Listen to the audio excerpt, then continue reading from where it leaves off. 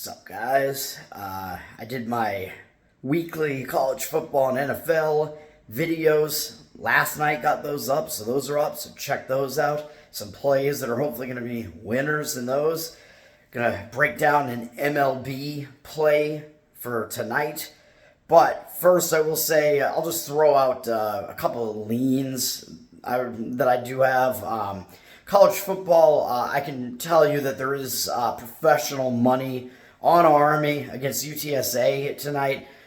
I'm not going to be actually playing it, and the numbers dropped below 10. It's gone down to like 8.5 or whatever, but I think it makes sense because UTSA has Tennessee next, a ranked opponent, which is like a huge game for them, and they have that they have this game wedged between that and like Texas opponents, in-state opponents. But they are coming off a game where I unfortunately lost on them because they didn't cover against Texas State. So I don't know, but an Army is usually a tough opponent just because they run the triple option, and teams that don't see it that often tend to get taken aback by it a little bit, although I think UTSA plays Army annually. I think they played them last year at least, but whatever. Army, it looks like there is movement on them. In the MLB, I lean against the Atlanta Braves because they're coming off clinching the division, which is huge. But a couple of reasons why I don't think it's quite as strong to go against them is that they were off yesterday while Miami played. Miami is who they're playing today. Miami has Cueto pitching, and he's near the end of his career. He's been pretty atrocious, and his numbers against the Braves hitters are really not good. And he's going up against Elder.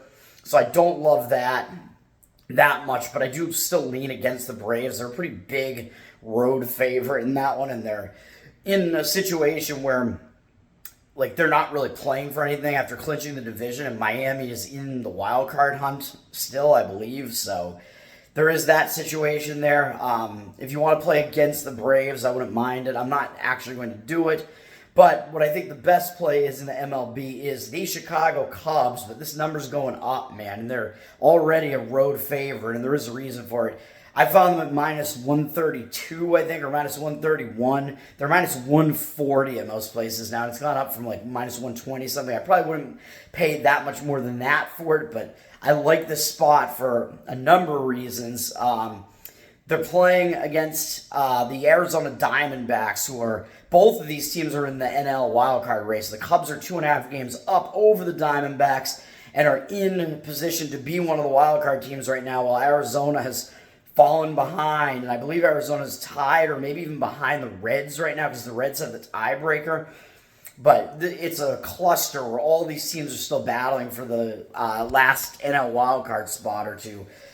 The thing about this situation is that Arizona is returning from, I think, a 3-series road trip. They were just in New York against the Mets. They dropped, I think, the last 2 or 3 games in that series and got blown out yesterday. So I think the general consensus is going to be like, well, they're in the wild card hunt. Like, they're going to bounce back at home and play well. I'm not so sure about that. They have to fly all the way back to Arizona. They don't have a day off. The Cubs did have yesterday off. Arizona didn't use that much of their bullpen yesterday really at all, but still, they played the game yesterday. They put in backup hitters for a bit near the end, but even so, they played yesterday, had to travel while the Cubs had the day off, so even though they have to travel, they at least got that extra day there. And the pitching matchup, I think, is way in favor of the Cubs here. Not just because their bullpen is in slightly better shape, but the starting pitching matchup, the Cubs have Justin Steele pitching. He's been ace-like for them this year. He's good. I think his ERA is now like under 3 on the season. And he's coming off the last time he pitched, he actually pitched against the Diamondbacks. And in that series, I think the Diamondbacks won the series. It took 2 out of 3 or 3 out of 4 from them. So people might look at that and think, well, Arizona has the upper hand in this series. They know how to beat the Cubs. The Cubs, both teams are motivated here because they're battling each other for the wild card, but the Cubs might be in that like kind of quick like road revenge scenario here as well, which I kind of like a little bit, even though both teams will certainly be motivated.